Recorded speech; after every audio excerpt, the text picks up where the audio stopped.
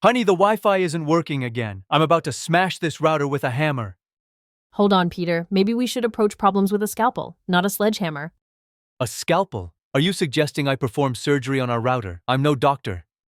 No, silly. It means we need to be precise and careful, not forceful or destructive. Let's try troubleshooting the settings first. Welcome back. For our first question, what do you think approach problems with a scalpel, not a sledgehammer, originally meant? Was it to solve issues with precision and care, avoiding brute force?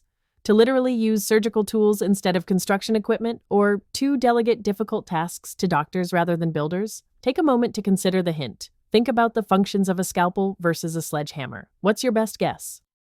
The correct answer is to solve issues with precision and care, avoiding brute force. This idiom doesn't have a single historical origin point, but rather emerged from the common understanding of the tools themselves. Scalpel is for delicate, precise work, while a sledgehammer is for powerful, broad impact. The idiom applies these characteristics metaphorically to problem solving, advocating for thoughtful, targeted solutions over aggressive, indiscriminate actions that might cause more damage.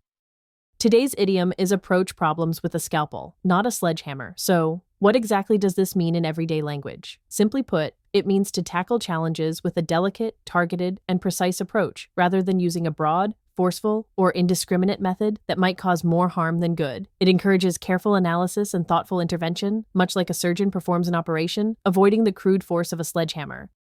Let's look at how we can use this insightful idiom in real-life situations. Our first example is, when the company faced declining sales, the CEO urged the team to approach problems with a scalpel, not a sledgehammer, focusing on specific market segments. Here, the CEO emphasizes careful analysis and targeted strategies instead of a drastic company-wide overhaul. Moving to our second example, instead of firing everyone, a good manager will approach performance issues with a scalpel, identifying individual training needs. This highlights how a manager should precisely identify and address specific issues with an employee's performance, rather than resorting to a blunt solution like mass dismissals. Both examples beautifully illustrate the power of precision in problem solving.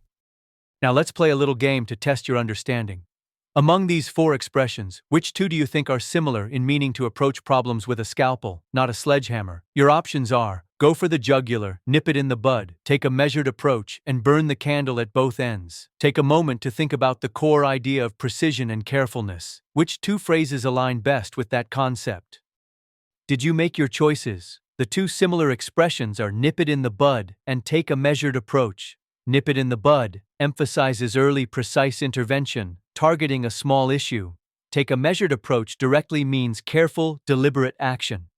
In contrast, go for the jugular implies aggressive, decisive action, and burn the candle at both ends means to overwork, both far from our idiom's emphasis on precision and restraint. To wrap up, approach problems with a scalpel, not a sledgehammer, is a powerful reminder to tackle challenges with precision, care, and thoughtful analysis. It encourages us to avoid hasty, destructive solutions in favor of targeted interventions that truly address the root cause without creating further damage. Remember, whether it's a small personal issue or a complex professional dilemma, a well-aimed scalpel is often far more effective than a blunt sledgehammer. Keep this idiom in mind for smarter problem solving. If you have any idioms you'd like to study, please leave them in the comments.